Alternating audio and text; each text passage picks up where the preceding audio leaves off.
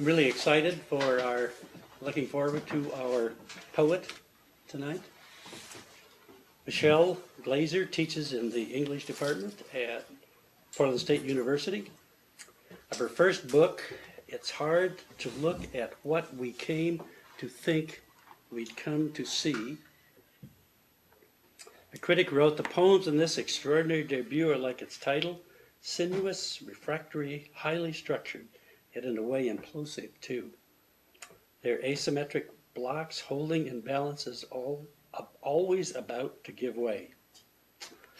Her second book, Aggregate of Disturbances, is a stunning collection of meditations on language, landscape, and loss. She is the recipient of numerous awards. Would you join me in welcoming our poet for the evening, Michele Glazer. Michele?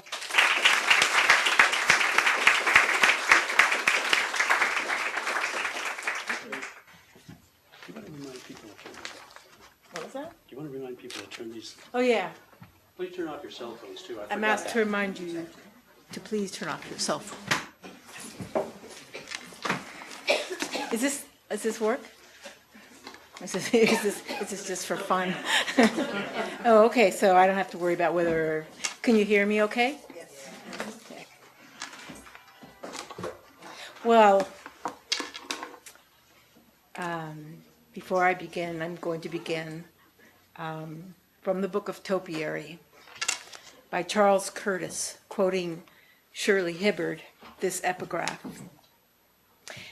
It may happen that we do not always want the most beautiful form, but one of our own designing.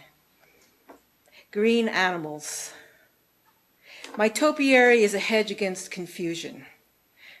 You have to come at it from a distance, to walk up close to it, to see the animal is only from a distance, then to be charmed by it. The closer you get, the more abstract.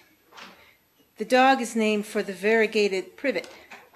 Walk away and the wind shakes spot and the little leaves flicker, perhaps as if in happiness, or the water off. It is not giving up anything, nor is it literal to a fault. The privacy the privet promised. What had seemed headed in one direction took on suddenly a life of its own, the one thing forbidden. The rule of time is you feel yourself growing older, you see yourself from a distance that keeps getting longer. There is a failure in the topiary, yet here we are in the way the growing season never lets the ragged ends of things be still. Something will get us closer and then, poof, I think you see me for nearly what I am. So, one thing I am is really happy to be here this evening, and I want to thank Tom Hogan and the Milwaukie Poetry Series, and thank all of you for coming on this really rainy but thoroughly Oregon day, so we should be happy to have the rain, and it's eerily balmy, which that part's kind of creepy, but why don't we take a few minutes and just come in and have a seat. There's seats up here, Mary. Four seats. Wherever you want to sit. Yeah, there's a bunch of seats up here. So thank you. I really appreciate being invited to be part of this series. This is sort of amazing to have this whole place and all your work, Tom, and your committee. So thank you.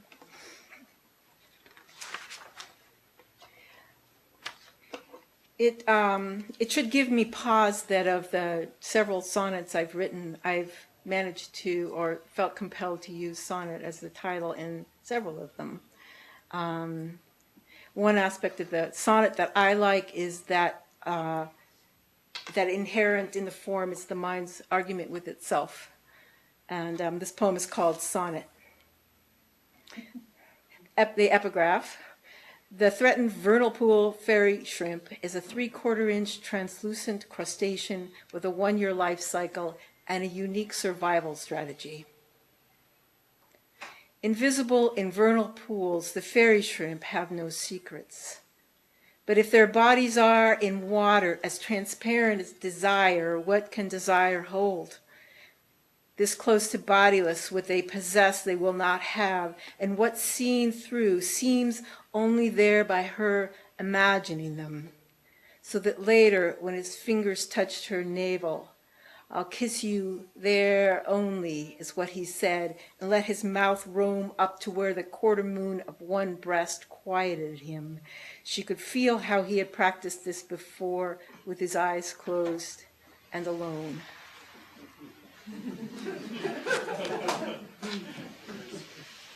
Her eyes. He kisses her, but only with his lips. His eyes digress, skid, dart, deflect, water striders on a summer lake, moving by the grace of being, moved by something smaller than themselves, or larger, hunger. What is he looking at? Does lake hang from the tips of his stubborn, snappable legs, but the fine surface halos where, after all, the legs dip, touching it, not entering. He kisses her. Love looks like this, a man inside himself, fiercely, where the kiss originates.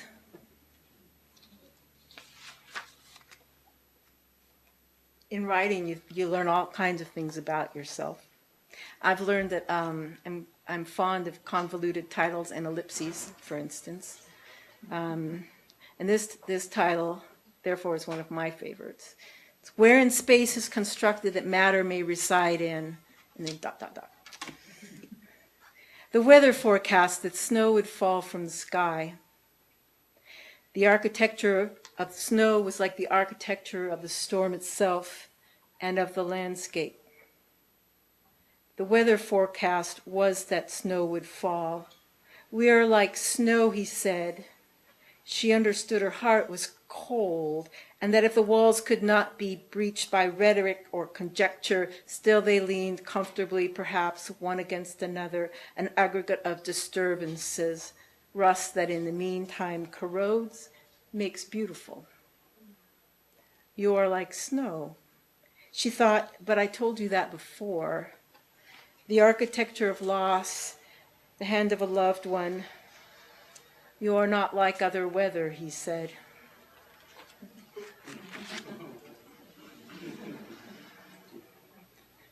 As a tonic to so many love poems, there's this poem called Science.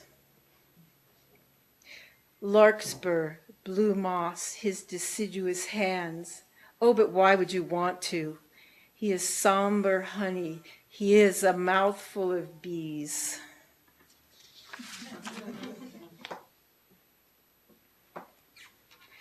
Russell Edson, who's a great practitioner of the prose poem,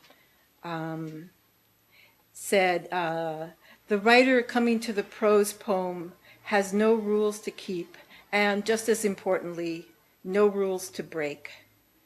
And Charles Simic described the prose poem as a burst of language following a collision with a large piece of furniture. And I like the way that in a prose poem you can kind of bump around. You have to find some kind of tensions without relying on the line break. And many have done it well. These are, all that is to say, these are sort of faux prose poems. They're not true prose poems, but. And this poem is called Mattress, which, mattress, the word derives from the Arabic, which I will mispronounce, but it's matra, the place where something is thrown, and ara, which is to throw. Mattress, 1.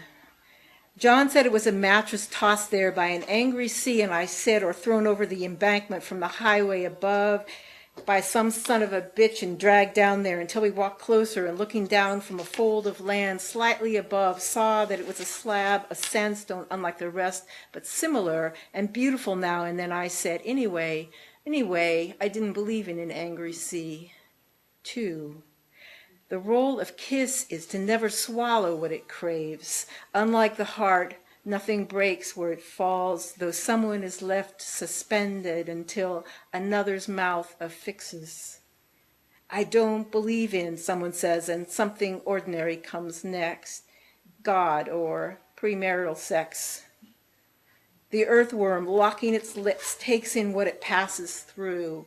It carves, it craves, it filibusters romance. I am troubled by belief. The kiss repeats. See how it swallows and where it lands, and then the other body bending so to catch it.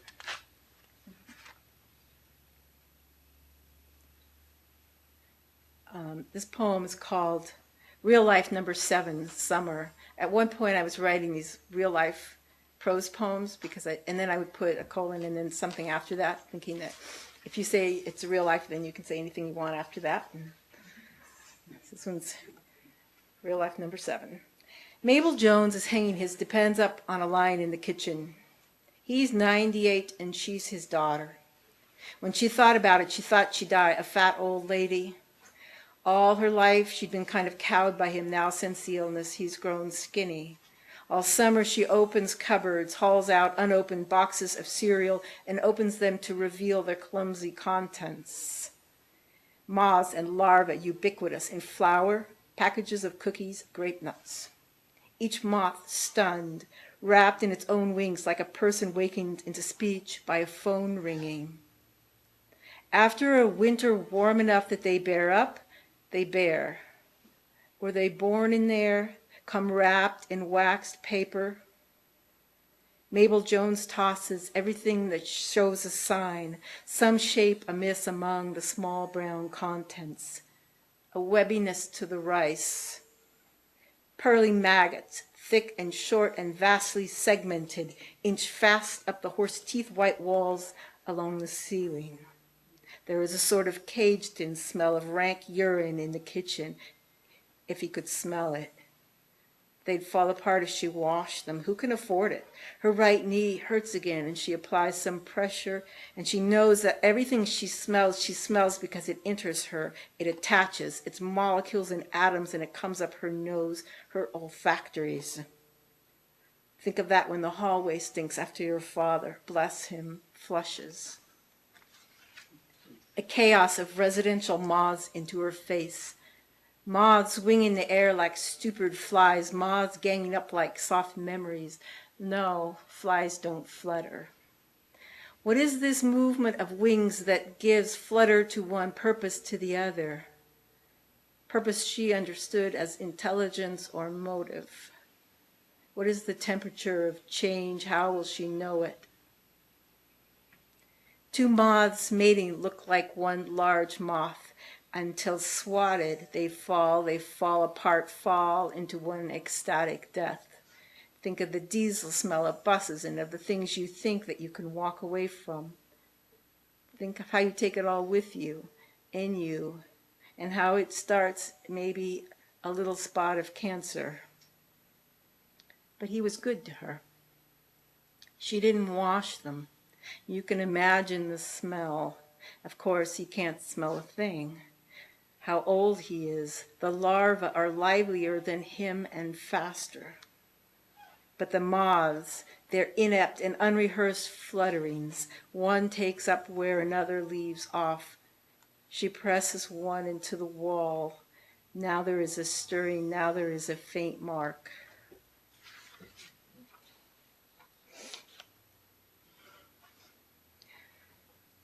This poem is called Distances at Sea. A friend of mine was in the Navy during Vietnam, and it happens, of course, that Vietnam is not just a country, it's a time. I let my eyelids hover unshut like things adrift in case a ship should pass at such distance I'd see it. Mine was a small boat. My gunnels welcomed a wash of the smaller fish, casting themselves sideways, flattening, clearing the sides like high jumpers in order to take bites from my legs. In that vastness they smelled my weakness. How close the ships looked, though. I couldn't make out a single person on board at that. What was distance now, anyway? Only the dark shape rising from the surface. I thought they should see me. In my body, I felt just as big. I saw many ships, many days, and then the one that, as I waved my handkerchief faster, turned. It grew larger. The one who spotted me might, for a moment, have looked up and then, beckoning his mate that a man in a flatboat was, "Over there, look," readjusted his eye to the scope. And he would go on looking a while for a man among whitecaps riffling like handkerchiefs until he was convinced that he had made me up.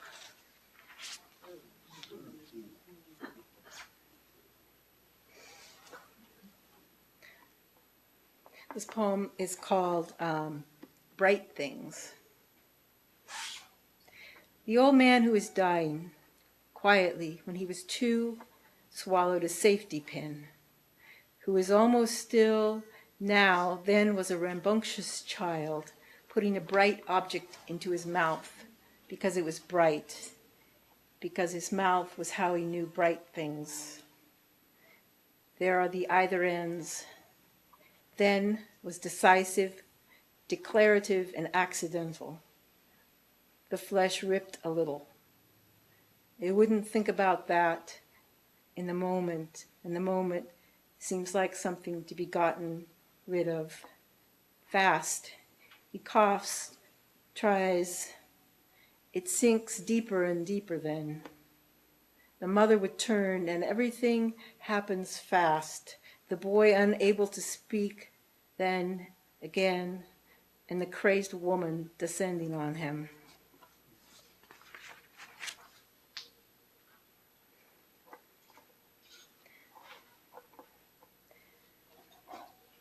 We're going to turn to birds. The bittern, if you are not into birds, is a bird.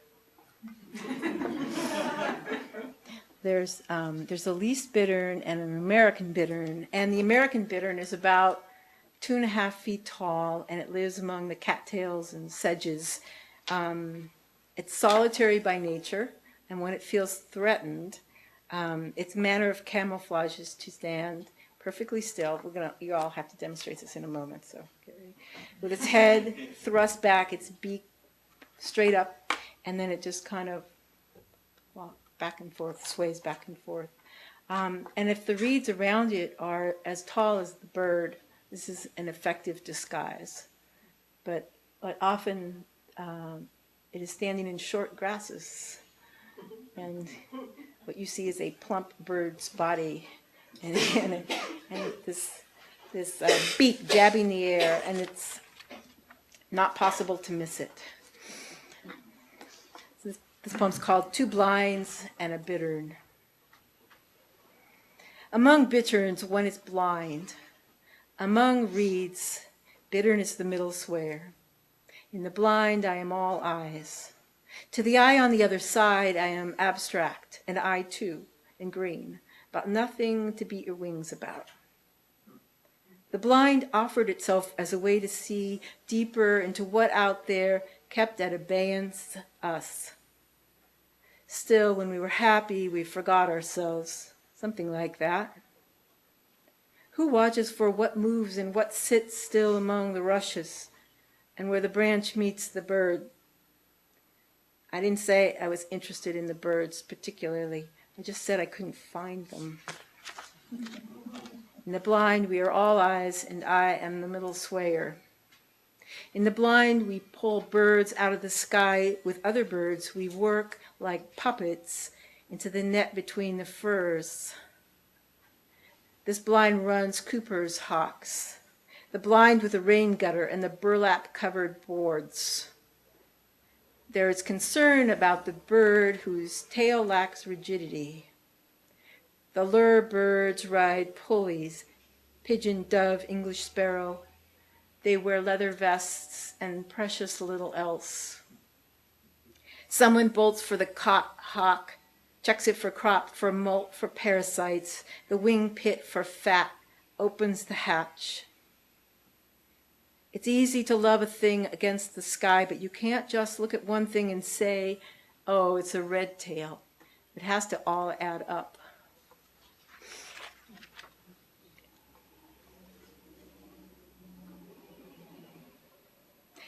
This poem's called She Would Have to Do What She Could Do With It. The caviar's pitched like a Midwest haystack, but black. It is the dean's house. The soup was delicious, faint of lemon and scallops, but the meat is incomprehensible and swags off the plate on either side like a holiday wreath on a white door, that red and decorated with mint. It is a fine cut from some part of the animal, but what part? If she could keep it abstract, it is a lean cut. It is a feather bone, ribeye, prime rib, T-bone, one of the above, that she double-deckers onto the plate of her companion and starts when her companion pokes her ribs. Remember the old tune? She rode the moon to her back and her back to the moon. It is the dean's house. She contains herself. He introduces her by the wrong name, Melanie, but close.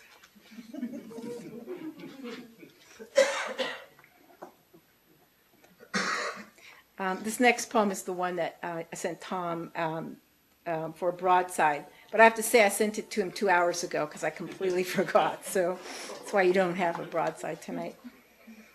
And it's called Metonymic Sonnet. To the chairman having his way in the chair with the minutes.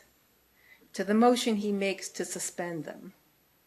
To a hole in the sky like the eye in a needle, wide enough to thread, wide enough to see through. Let's sew this up, says the chairman. To the matter at hand and the handle he has on it, to the hand he has in it, and to the secretary writing it down, taking the minutes. The chair sits.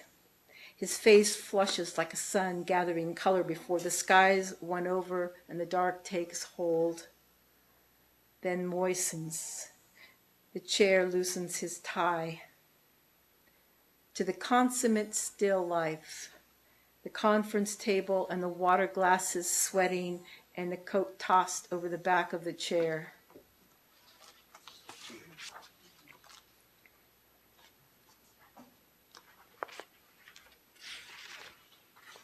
I have found in my poems many insects. I'm obviously interested in insects. I think it's because they're almost ubiquitous. They're ubiquitous and many nearly invisible. And they drive processes from pollination to decomposition, and their physiologies are just so strange. I've also noticed recently that worms have begun to insinuate themselves into my poems, just one or two. So hold that thought. One of the world's experts on the earthworm is a woman she's probably in her mid-90s now, Dorothy McKay Fender, who lives in McMinnville, and she is the world's expert on the Oregon endangered giant earthworm, which I think has not been seen for about 40 years, but she's really astonishing. So she is part of this. And I guess the last thing I would say of it is that it used to be a crown of sonnets. And a crown of sonnets, if you're not familiar with the form, are 7-linked sonnets linked by virtue of the last line of one sonnet being the first of the next. And so you get this sort of forward thrust, but at the same time, of course, the sonnet also moves in argument and to be even somewhat circular. Well, there's circularity and there's many different movements. So. But I lobbed mine off. It's now just about a half a crown. So, worm, to a rumor of lilies. Epigraph, the gravitas of the hunt. 1. Digestive turned blue, so the woman said. Said, I write my own islands, and red was urinary. Under the astigmatic lens of her naked eye, she followed the tracks. Looking at worms for a long time, she said, a worm in its lifetime moves short distances. She knew to follow them. How? There is the solace of repetition. I'd like to think she came to worms the way one comes for the first time to love, because sight fails. 2. The first time, because sight fails, love comes. There was something I couldn't see. Its systems are vivid, the woman said, and I saw that. As I saw that, opened lengthwise, it tended to curl, closing its borders. She pinned it open. Earth eater, secretor of casings. If the brain is wired for syntax, you are her passion syntax made manifest. And now my surface is changed and looked at. 3. Now that what is looked at is changed, what is looked for is gone, so that even an ancient worm in suspension in its slender test tube of formaldehyde carries an air of something imagined. And the woman driven to dig for them, for they're out there and they smell like lilies. 4. What smelled like lilies after rain curls back. Everything is in there. Directions to how it works. What do you do for a shadow? Dark intestines of the earth. I want to know how touch draws out the something that doesn't gather up readily.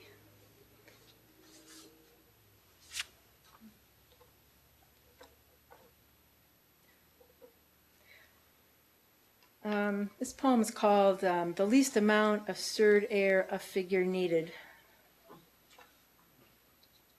She made floating islands, but we didn't know what that meant. Didn't all islands float? There were equivalencies of ocean on both sides, so we tried to imagine what could be holding them up. On the backs of what? We were porous and watched her scoop the burnished meringues out of the glass dish while over there lit candles made the go-round of pounded metal spin faster, and the figurines on top make a sound that was not music but was like music, with the horns in their hands and their mouths open. How she could be that unhappy and not know it. I'll let you get that for me, is how my mother asked for things she wanted, so that what she wanted was no different in her mind from what I wanted to do for her, and furthermore, because what she wanted and what I wanted were the same, we were the same. Years before I could parse her phrasings, I felt her claim on my life. Do I like this? She asks now. Have I been here before? Now turn where to what and how does a candle burned low make the go-round move?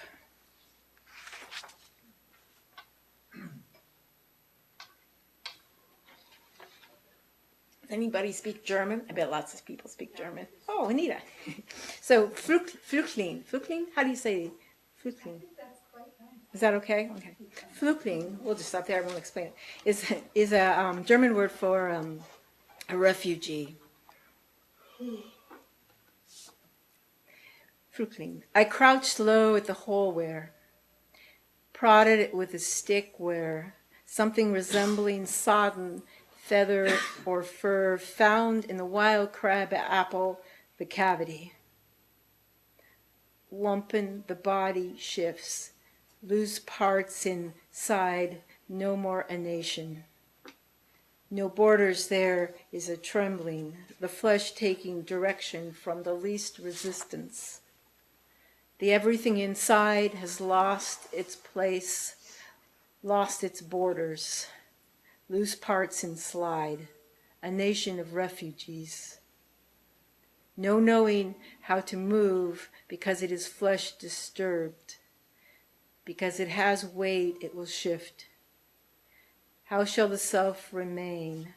How shall it itself remain unheld, but held yet in the mind and dragged inside?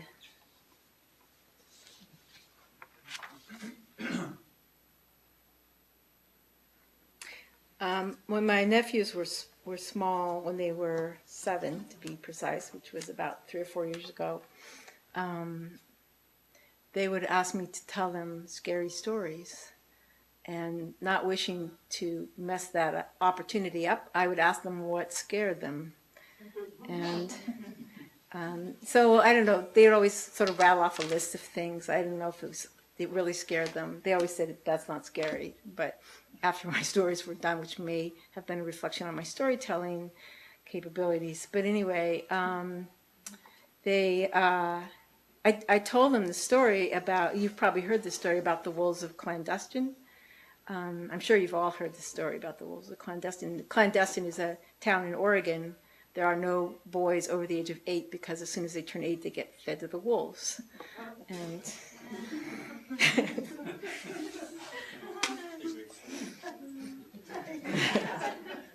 you don't know that story? Wow, where do you guys live? It's just outside of Portland. It's a little suburb of Portland. So this is called Beds of Clandestine. 1. Justin sleeps with a stuffed malaria parasite in his arms. Walks on the bent tops of his toes so it makes mine hurt. Loses his arrow in a spring-leafed maple that hoarded the arrow that he wanted back. Look for it, he said to me, when the leaves fall off. Mine to find the half hidden, and I went back for it. I looked. 2.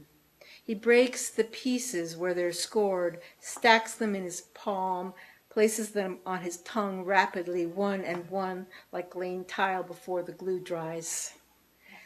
The bars are full-sized, and Justin is not, but the favors he has scrounged are Hershey's 8-ounce, and now they are Justin's 7. 3. He was the larger twin, 3.8 pounds. It was not one boy one day and the next another. It's not my best advice to hide what you can't have in your back pocket, but pleasure spent and pleasure hoarded is more than twice itself. To suck this hard, it is like annexing the neighborhood. 4. Name everything that can break. Start with the obvious, hearts, the hidden, the unintended that buckles and holds before it doesn't. Beds on either side of the chair upended where the story ended and sleep wouldn't come.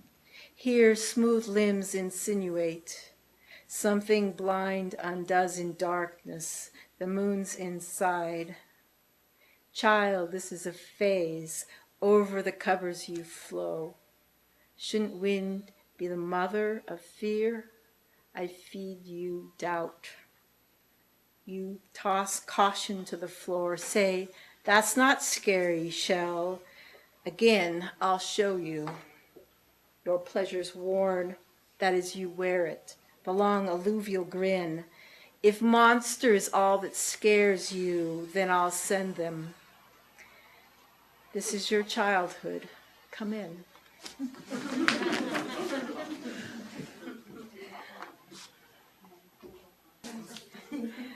All right, I'll read this poem here called I Didn't Think Much About What It Was. Yeah. Something about the evening causes the walkers by to walk awkwardly so that the one watching watches to see if they might grow more graceful. Is it the wet, cold earth? Or something in the child's foot as if sideways was the straightest way? The music is background to the children, to the girl in pink moving lap to lap to lap, lifted, snuggled, patted, slapped gently. When you die, you exempt yourself. You take yourself with you out of the trouble the world's in. There was always a face that loved that child. About her, these now in their lives. Small girl, old woman, teenager in a tight shirt. Barbie, her chest says. And there's a general stumbling up the tortured grass to the orchestral War of 1812. Because it's dark, because we're brief. A bat flies overhead, squeaking and tangled in no one's hair, as if it had consequences. Shortly, even so, the bridge lights up. Do you want to have a seat? Because there are chairs up here. You don't have to stand there. Really? There's a bunch of chairs. Really? Pause for a moment. No? I'm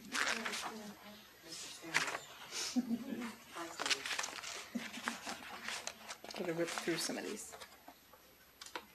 Okay. If you have been to Cambridge, Massachusetts, you may have seen the glass flowers at Harvard. Leopold and Rudolf Blaschka were father and son glassmakers. They were commissioned by the Harvard Botanical Museum to make replicas detailing plant anatomy. The collection, it started I think in 1890 and lasted 50 years. And they ended up with making about 4,400 pieces. And they're exquisite. But they were made, it's so amazing to me that they were made for this other purpose, and now they're sort of art. And Leopold Blaschka, the father, said, "Many people think that we have some secret apparatus by which we can squeeze glass suddenly into these forms, but it is not so. We have tact. My son Rudolf has more tact than I have because he is my son, and tact increases in every generation." So this poem is called Notes on Tact and the Made-Up World, and the epigraph is, before he began making flowers, Leopold Blaschka sold glass eyes.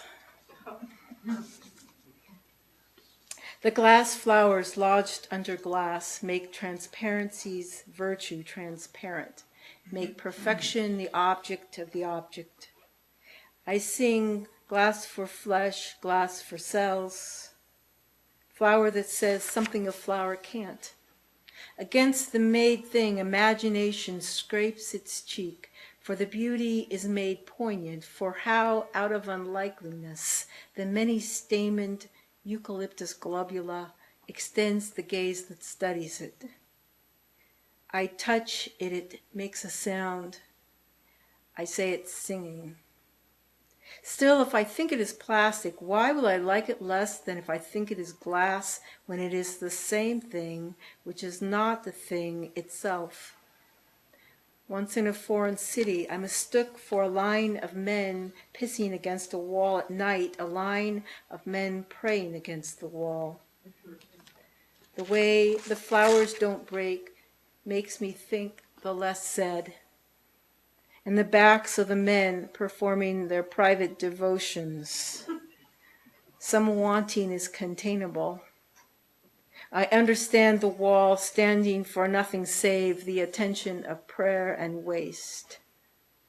Old Blaschka, where are those glass eyes you made to order, useless and convincing? And now the blown fruit whose promise was to render visible disease for study shows its allegiance to decay in the dimming, pitting, flaking, in the crazing crizzle, and it is moving to me in a display of parts, in the mimicry of stamen and pistil. Nor does the mind imagining the parts as parts and parts as they might present themselves in flower attempt by this to dissuade decay's sweet roughages.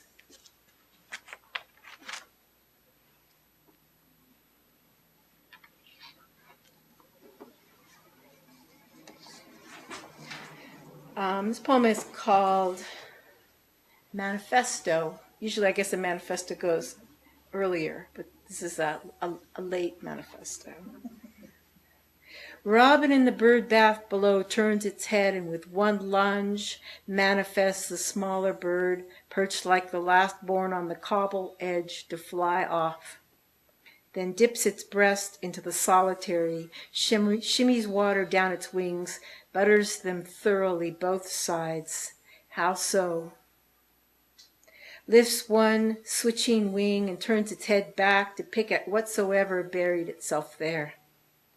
Even in the beginning, perhaps because we are not so young and have imparted our own space. Small part of what keeps me here, still, how your whole body weeping once shook with.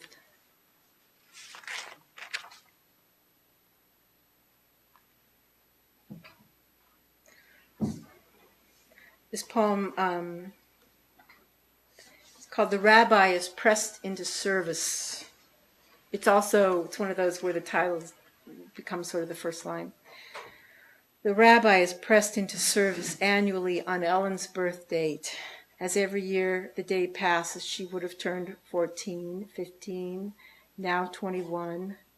And we who are wrapped annually in the gaze of the officiate, who in perfecting sonorous makes monotonous the journey whereof he speaks, scatter, turn our gazes to the patterned wallpaper or that vase of carnations, and the drive-by rabbi presses on, impressing harder upon us the assembled, the undifferentiated living, the journey as he would have us imagine it. There is the losing and finding with assumptions of purpose, or ending at least where there is a bed for the body and a pillow to take the impression your head leaves and briefly keep it. Rabbi, I am not wise, I am not lost. It is not her journey anymore. Rabbi, won't you go home now? Lay your pressed pants over the back of a chair and say a few words to your wife.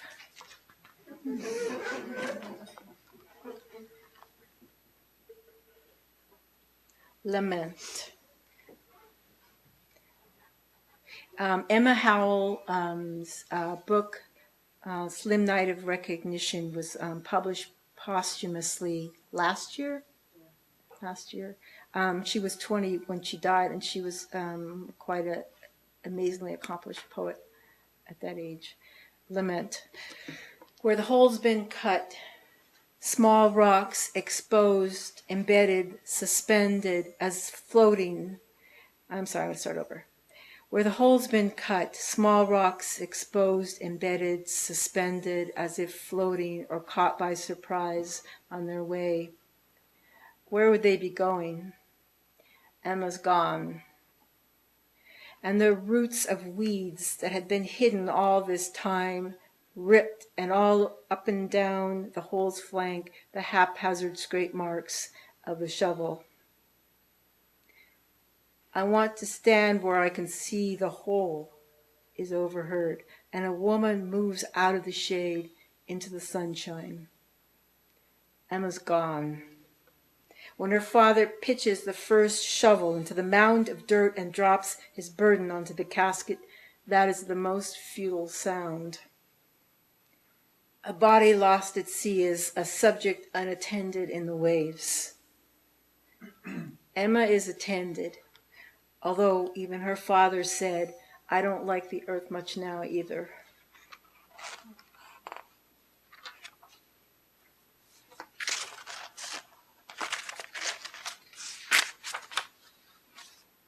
I'm going to read a few more. Whatsoever you. When you are old and when you are removed from those people who knew you back when and set down among strangers, you have no past. You are an old man with his chin in his fists. You are an old man with his chin gracious when. You are yet another old man waiting in some line or other, gracious when you let the woman in back of you go first because there is no hurry whatsoever you are in. It is not graciousness that moves you to the back of the line. You look around you, even now you see is growing. You look around you at the young people like people you have never known anyone like. When you're young, you must be seen by other people and for any reason whatsoever. Now you must be seen by, glance at in the mirror at someone you would be only if you were to stick around that long. The people who knew you once, when they saw you, what they saw when they saw you was not the fish pulled out of the water dangled from the line it twists on. Kids swoop down on their bright bicycles like flocks of birds and they run red lights.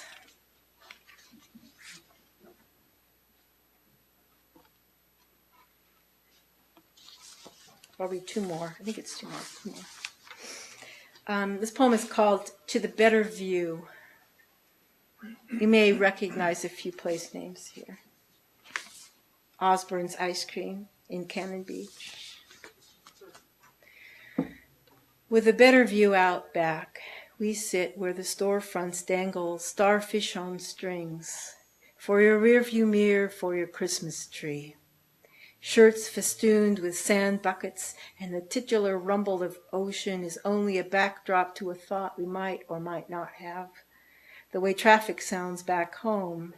Back home, the freeway sounds around us. We tell ourselves, that's the ocean. There isn't much to do, so we have to make do and describe the early summer visitors walking past, licking their cones, the dogs their balls. Rat dog, John begins, loud enough they can hear, but so what is heard came out of which mouth? And George gives best of show to a woman in white capris, pink shades, cream-colored headband, mostly for her purse, that is also white, and who would think to carry that to the beach? The man sitting next to us would hear our chatter if he weren't already someplace else. And wasn't it for him, not us, we said all this? Now here's where it gets rough, where I should step off the porch and go inside myself, move in closer a little to the scene I've set myself up to watch. Still, there is an ocean inside of the man sitting next to us. And the ocean is a world of things eating each other, one of us says. And I think how it is that the show you sit down for, the show you're watching is not the show you sit down for. Now another passerby has stopped to admire the yellow Porsche the man sitting next to us parked in front of Osborne's Ice Cream, then came up to sit on the porch and watch. How's our time? It seems like... We're fine. Okay. I'm going to read this poem as the last poem.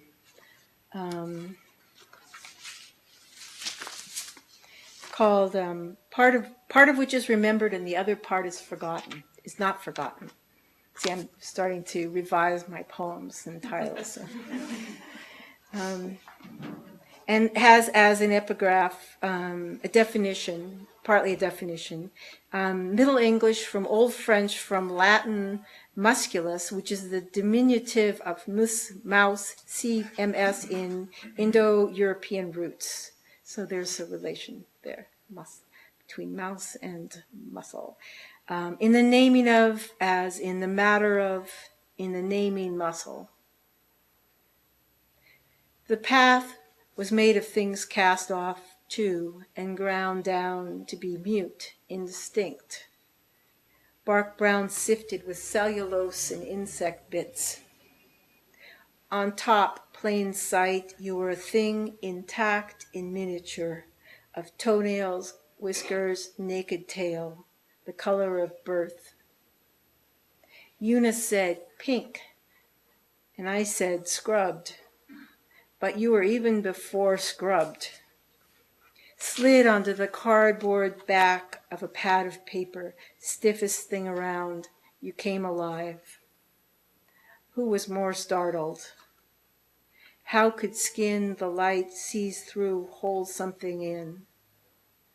Soft without cushion, soft in its surface, hard depths. Smell on my fingers, the smell of what birthed you, the smell of your skin, the smell of inside of her. It presses itself. Little bent knuckle, you were tucked. You were new, and then the skin on your back stretched to translucence. Shiny, so when I, looking in, might see itself. In the folds, your surprising extremities gathered as an arrangement for intimate conversation. We talked to you. You were new, and then from the rudderless ground, you were lifted. You were nobody's business. We'll keep it, save it. Matchbox, shoebox. Someone runs past on the path and the motion of muscles is the motion of small mice running back and forth beneath the skin. It might be the beginning of any number of animals in our minds, and all the time it is only one thing, perfectly formed and indeterminate. Thank you.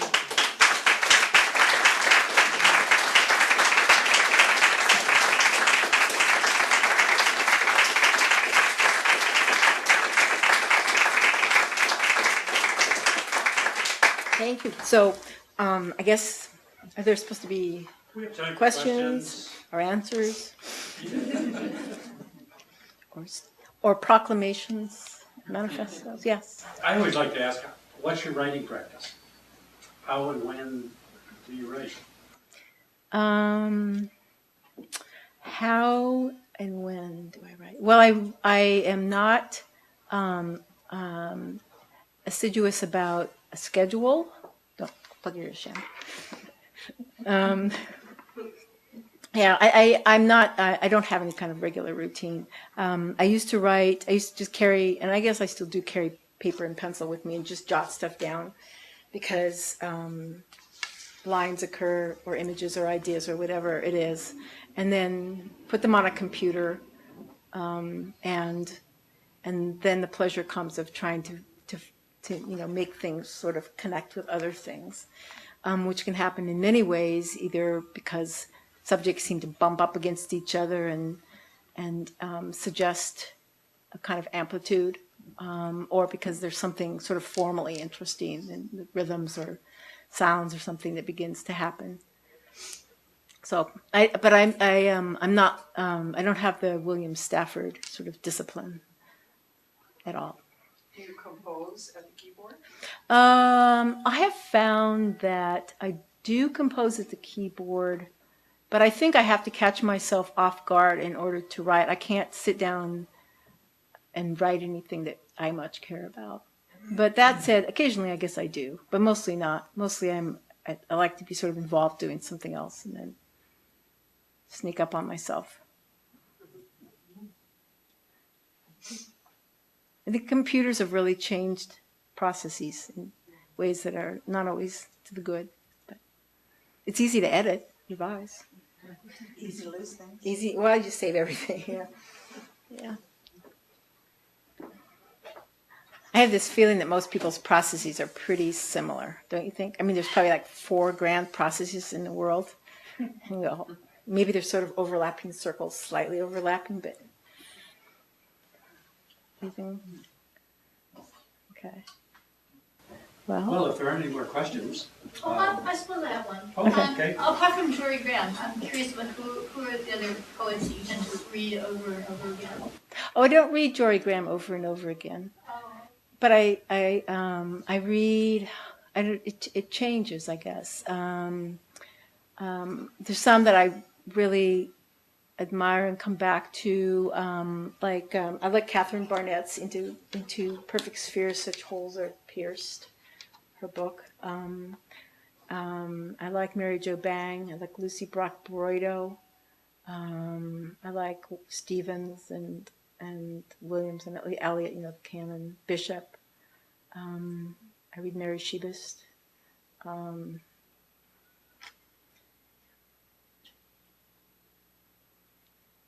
Yeah, I don't think there's. I think those are ones that I would return to, and Jory Graham as well. I mean, I like her, but I'm not focused there. James Galvin, he's pretty great.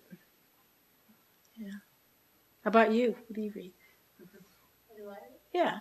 I was just listening to Mary Oliver books on a plane the other day. Yeah. That I hadn't seen. 2 of her more recent editions from 2000, 2006. And then, let's see, that's the only thing. I've looked at so many different things. I'm looking at a Chagall book from an ancient text with his paintings. Time a mix of things. Yeah. I think a mix is a good thing. I'm pretty eclectic as well. Yeah. Okay. Well, Well, thank you all for coming again.